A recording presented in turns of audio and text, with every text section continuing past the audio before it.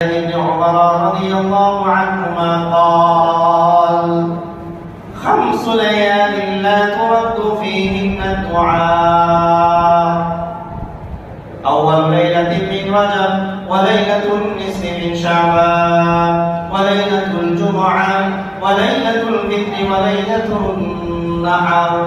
حضرت আব্দুল্লাহ ইবনে উমর রাদিয়াল্লাহু তাআলা বলেন, 5টি রজনী আল্লাহ তাআলা মুসলমানদের জন্য এমন বরকতময় করে দিয়েছেন যে 5 রাতের দোয়াগুলি আল্লাহ বান্দা-বান্দীর হাত খালি ফিরিয়ে দেন না। সেই 5টি রাতের মধ্যে একটি রাত হলো হযরত আব্দুল্লাহ ইবনে উমর বলেন, আউয়ালু লাইলাতিন মিন রজব, রজব মাসের প্রথম রাত। শাবান মাসের আগে যে মাসটা আমাদের থেকে বিদায় হয়েছে, এই মাসের আগে, এটা হলো রজব মাস। মানে আমরা সবাই যেটা বুঝি সবে মেরাজের চাঁদ, আসলে সবে মেরাজ কোন সময় হয়েছে আল্লাহ ভালো জানে, এটা তারিখ সুনির্দিষ্ট না। যাই হোক, ওই রজব মাসের প্রথম রাত আল্লাহর কাছে এত দামি। ইবনে ওমর বলে, এই রাতে যদি কেউ আল্লাহর কাছে কোনো জায়েজ উদ্দেশ্য নিয়ে হাত তুলে আল্লাহর কাছে চাইতে পারে, আল্লাহ তাআলা তাকে শূন্য হাতে ফিরিয়ে দেন। সুবহানাল্লাহ।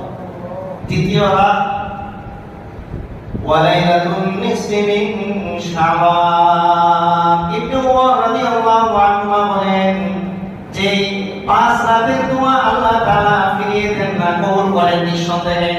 এর মধ্যে দ্বিতীয় রাত আর দ্বিতীয় রজনী হলো সেই রাত যে রাতে আমরা এখন বসা আছি, লাইলাতুন নিসফি মিন শাবান, শাবান মাসের মধ্যবর্তী রজনী, অর্থাৎ 14 তারিখ দিবাগত রাত, 15 তারিখের এই রাত শবে বরাত। এই রাতের দোয়া ইবনে ওমর বলেন, বান্দা যখন আল্লাহর কাছে এই রাতে হাত তুলে চোখের পানি ছেড়ে নিজের অতীতের গুনাহ থেকে তওবার নিয়তে আল্লাহর কাছে মাফ চায়, আল্লাহকে আল্লাহ বলে ডাক দেয়, আল্লাহর কাছে তওবা করে আল্লাহর দরবারে ফিরে আসে, ইবনে ওমর বলেন, এই রাতের দোয়া আল্লাহ তাআলা ফিরিয়ে দেয় না। সুবহানাল্লাহ। কত বড় সুসংবাদ! এই রাতের দোয়া আল্লাহ ফিরিয়ে দিলেন না। 3 নম্বর আরেকটা রাত হলো জুমার রাত, ওটা প্রতি সপ্তাহে আসে, বৃহস্পতিবার দিবাগত রাত। 4 নম্বর ঈদুল ফিতরের রাত, 5 নম্বর ঈদুল আজহার রাত।